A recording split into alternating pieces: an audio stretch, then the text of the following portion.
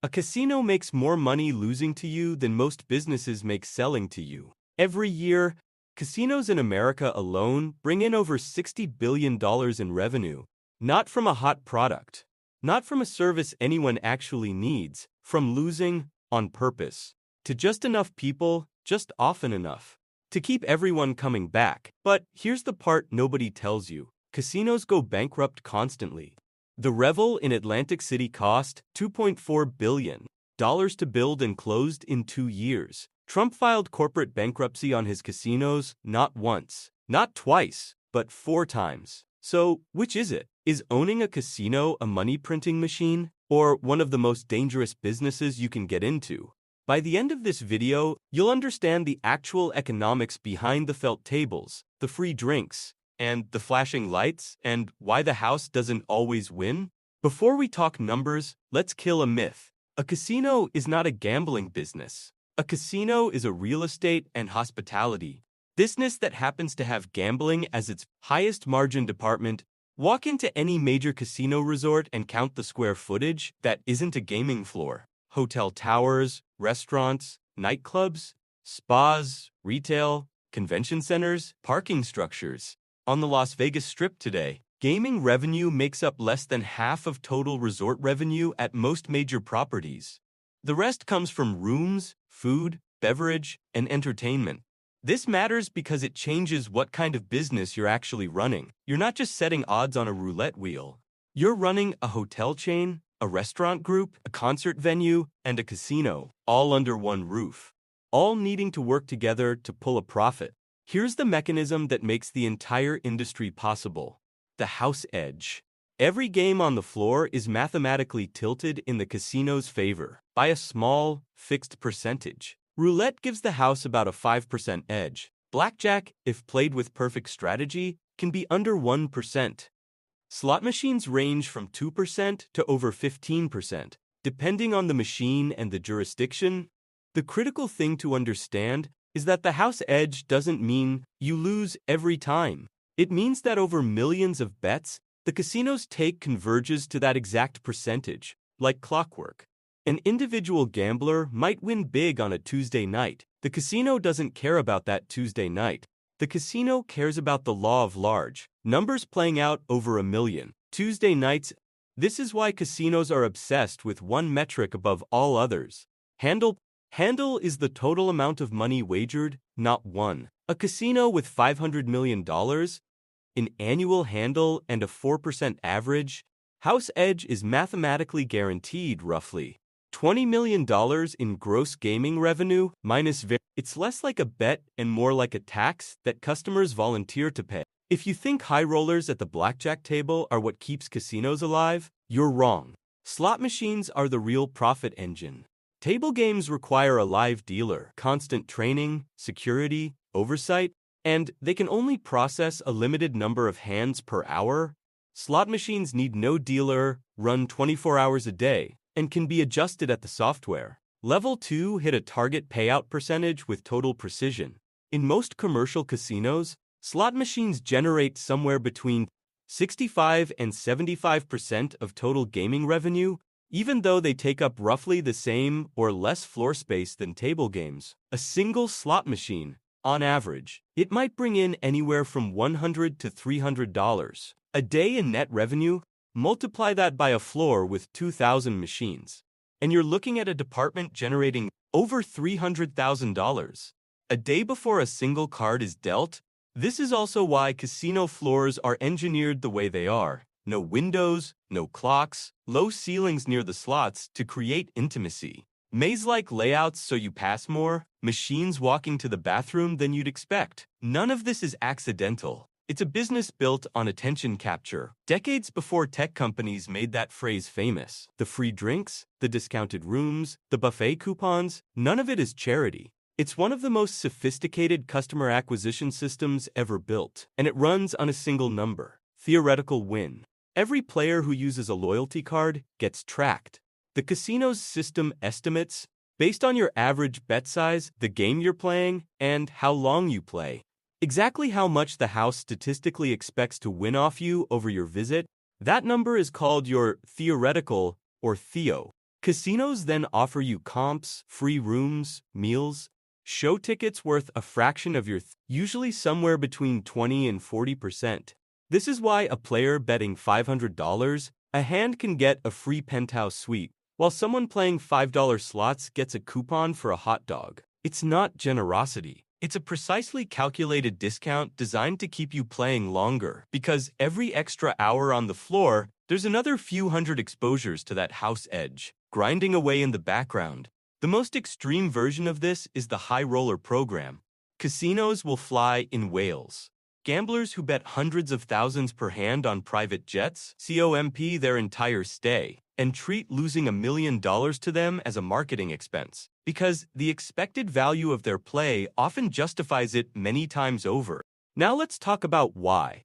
Despite all this mathematical certainty, casinos are one of the most capital-intensive and fragile businesses in existence. Start with the build cost. A major Las Vegas Strip resort can cost anywhere from $1 to $5 billion to construct. That's before a single guest checks in.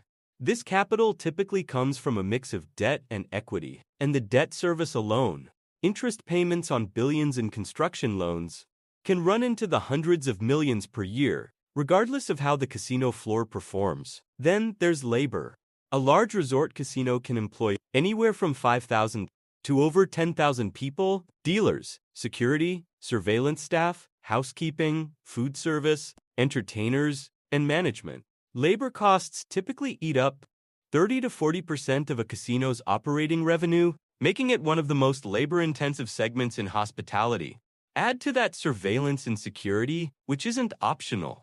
Every casino floor is monitored by thousands of cameras, feeding into what's known in the industry as the eye in the sky, staffed around the clock to catch cheating, theft, and fraud, regulatory compliance staff, anti-money laundering systems, and licensing renewals add further ongoing costs that never appear on a gambler's radar. And finally, taxes. Gaming revenue is taxed at rates that vary wildly by jurisdiction, from under 7% in Nevada to over 50% in some other states and countries. A casino's profitability can be decided almost entirely by which side of a state line it happens to sit on.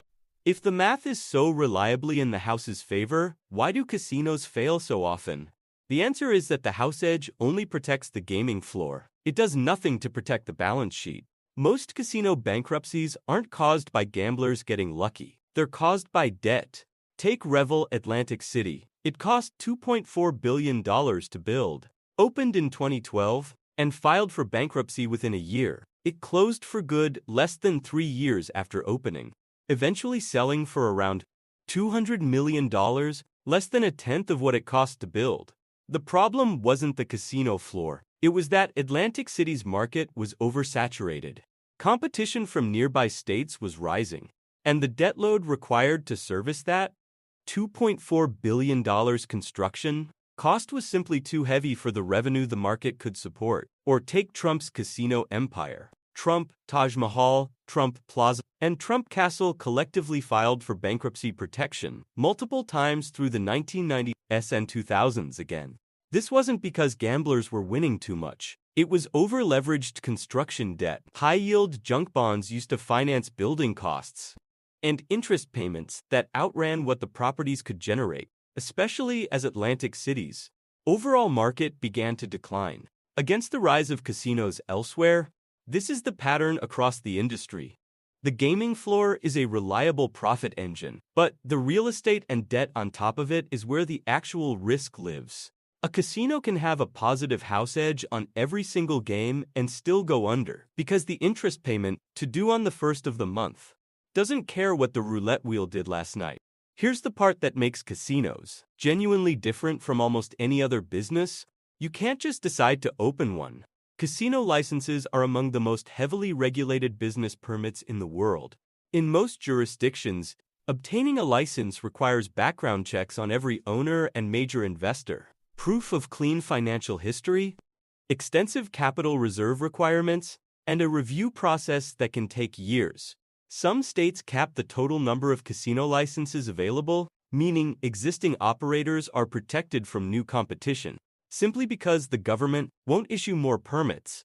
This regulatory barrier is actually one of the best parts of the casino business model. Once you're inside it, it functions like a moat.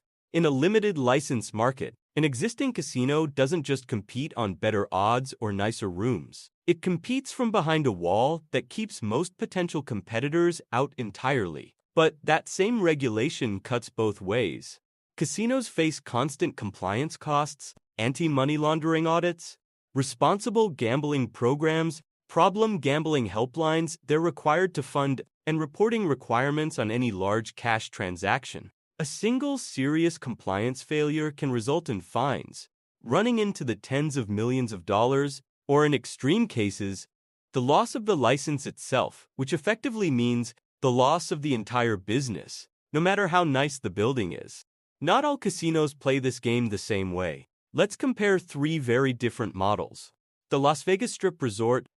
This is the diversified model we've already touched on. Gaming revenue is important, but it's supported by hotel rooms, high-end retail, restaurants from celebrity chefs, nightclubs, and increasingly, live entertainment residencies. Some of the biggest strip operators now generate less than 40% of total revenue from gaming. This model requires enormous upfront capital, but it's more resilient because a slow month on the tables can be offset by a strong month in the hotel, or a sold-out concert residency, the riverboat or regional casino, common across the American Midwest and South. These are smaller, cheaper to build, and rely almost entirely on gaming revenue with a modest food and beverage attachment. They serve a local repeat customer base rather than tourists. Margins can actually be higher on gaming as a percentage of revenue because there's less overhead from hotel towers and entertainment infrastructure. But they're also more exposed to local economic downturns and two new competitors opening nearby. Since there's no destination pool bringing in visitors from out of state, the tribal casino, operating under a different regulatory framework in the U.S. through gaming compacts with individual states, tribal casinos don't pay the same corporate and property taxes as commercial casinos. Revenue often funds tribal government services, healthcare, and education. Rather than flowing to public shareholders, this model can be extremely profitable in the right location, particularly near large population centers with few other gaming options. But revenue is often reinvested into the community rather than reflected in expansion or debt paydown in the way a public casino company would report it. Three very different businesses, three very different risk profiles, all technically in the casino industry. Now here's the disruption reshaping the entire industry. Online and mobile sports betting and For decades, physical presence was the casino's biggest advantage. You had to walk onto a floor to place a bet. That barrier is gone. Legal online sports betting and online casino platforms now operate in a growing number of U.S. states, and mobile gambling revenue has grown into a dollar category in just a few years. This creates a strange tension for physical casino operators. On one hand, many of the largest commercial casino companies now also own or partner with online, sportsbook, and iGaming platforms, capturing revenue whether a customer walks through their doors or opens an app on their couch. On the other hand, online platforms have dramatically lower fixed costs. No hotel towers, no thousands of employees, no massive real estate footprint. That means online operators can often achieve strong margins with a fraction of the capital required to build a physical resort. The long-term question facing the industry is whether physical casinos become primarily entertainment and hospitality destinations, places people go for the experience, the show, the trip, while the pure gambling transaction increasingly happens on a phone. Some of the biggest names in the industry are already betting heavily that this is exactly where things are headed, restructuring their business models around app-based platforms as much as their physical properties. Let's pull all of this together and answer the actual question. On the gaming floor itself, the math is about as close to guaranteed as business gets. Set the odds correctly, get enough volume through the door, and the house edge will do its job over time. That part of the equation rarely fails.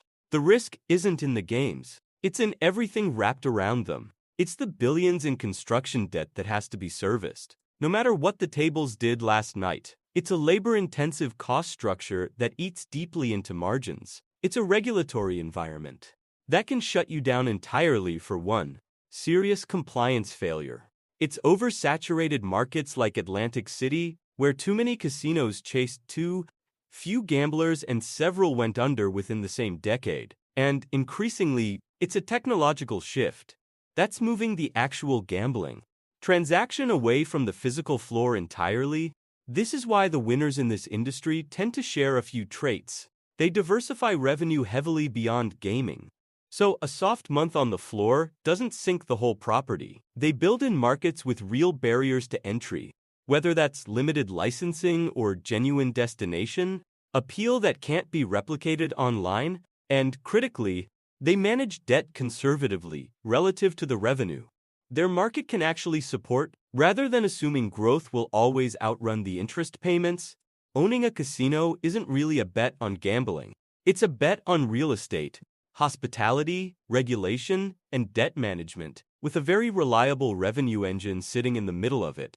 Get the engine right and get everything around it wrong, and you can still end up like Revel Atlantic City, a beautiful building that closed within 2 years. Get both right, and you're running one of the most durable cash-generating business models in the world. So, the next time you walk onto a casino floor, or watch one of these massive resorts on your screen, you'll see it differently. It's not a room full of luck. It's one of the most carefully engineered profit systems ever built, layered on top of one of the riskiest capital structures in business. If you enjoyed this breakdown, this channel covers the real economics behind businesses most people never think to question. The ones hiding in plain sight behind the neon lights, the free drinks, and the confident smiles at the front desk. Subscribe if you want to keep pulling back the curtain. And let me know in the comments which industry you want broken down next.